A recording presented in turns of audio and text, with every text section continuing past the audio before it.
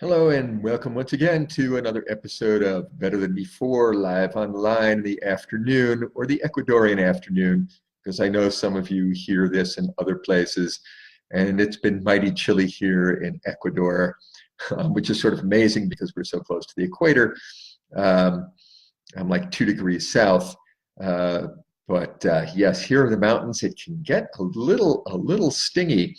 Um, Anyway, I wanted to continue along a path that I started yesterday. Uh, I had posed a question about, what really matters in relating to other people, and two words came up over and over again. One was listening, which I talked a little bit about yesterday. Hi, Kat. I talked a little bit about listening yesterday. The other word that came up again and again and again was empathy. And let's clarify a little bit, what the difference between empathy and sympathy is, uh, because sometimes we're a little rusty on these things, or the words don't seem to be all that different. The idea of empathy is that you really share and understand another person's feelings.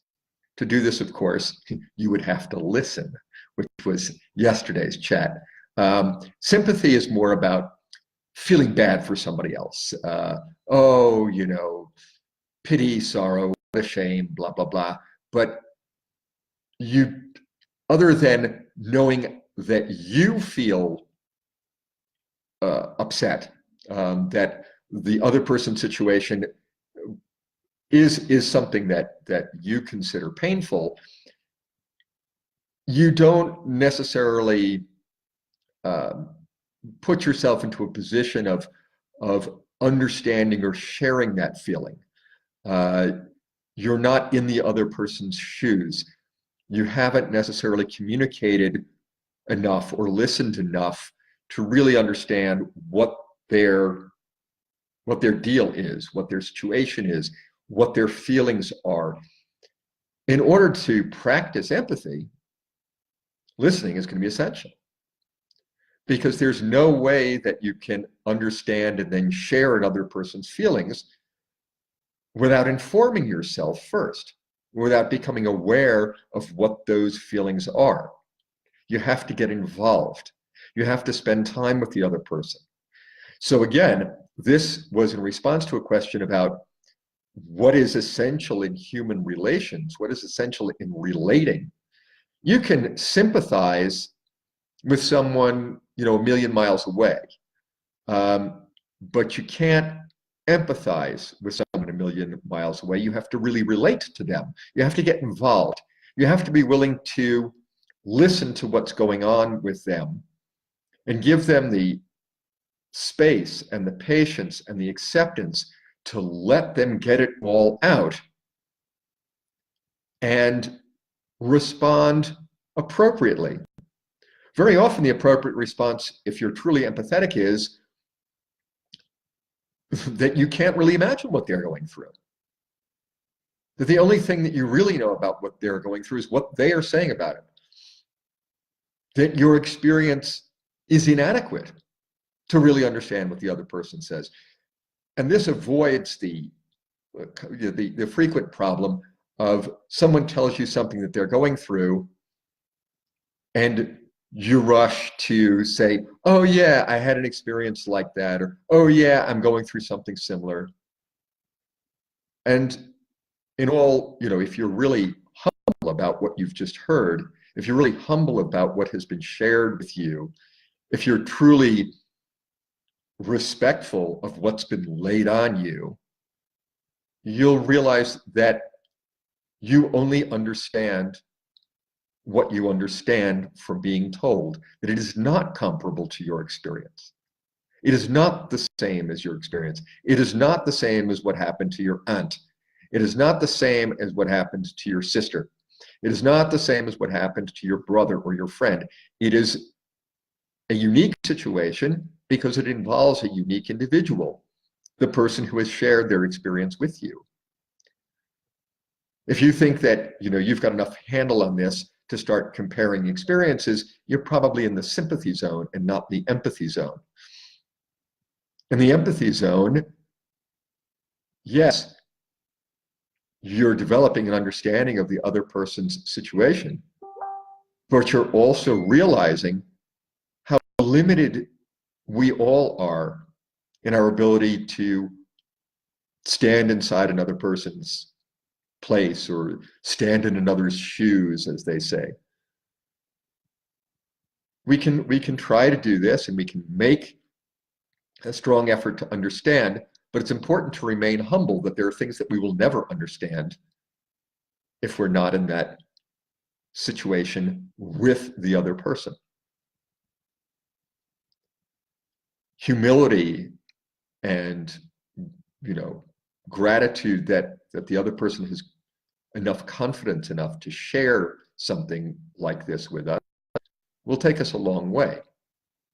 Now, how does this drive relating? If we're humble and realize that there are things that we cannot understand, but we are making the effort to understand and share in the feelings of another, well, this is about as well as we can do in connecting to another person. This is about all we have. When we're really relating to somebody else, this is the kind of effort that we will make. Their joys and sorrows will be our joys and sorrows. We feel connected enough to them that we make the effort to understand and the effort to participate in their feelings. Relating really does require an understanding of another person's feelings and where they come from. It's hard to accomplish this. It's hard to understand our own feelings frequently. We get this strong emotional reaction, this strong feeling, and unless we do some mindful practicing of what are the thoughts behind this feeling, very often it just seems instinctive, which it isn't truly. There's always some thought, some belief, some idea behind what we feel. There's always something we're reacting to with that feeling, rationally or irrationally. To relate to another person, we have to be additionally mindful of what their mind is producing. What is it that they are reacting to? What are they trying to do? We can't do it alone. We can't do it just from an assumption of understanding. We really have to try to reach out to another person and do our best. And that's what relating is about. We say, what's real relating?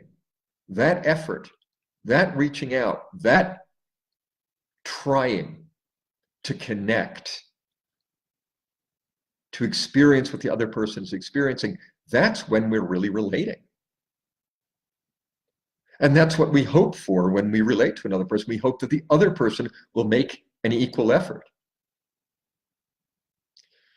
So why listening and empathy? The two things go together.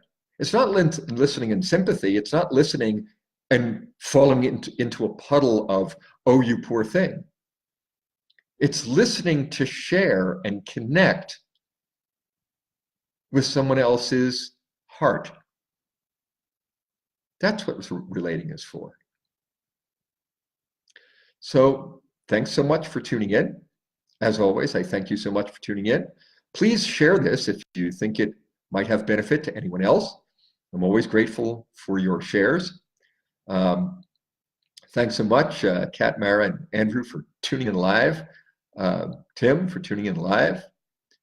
And I will do it again tomorrow doing the same kind of thing. Mindfulness, relating, and communicating. See you then. Thanks so much.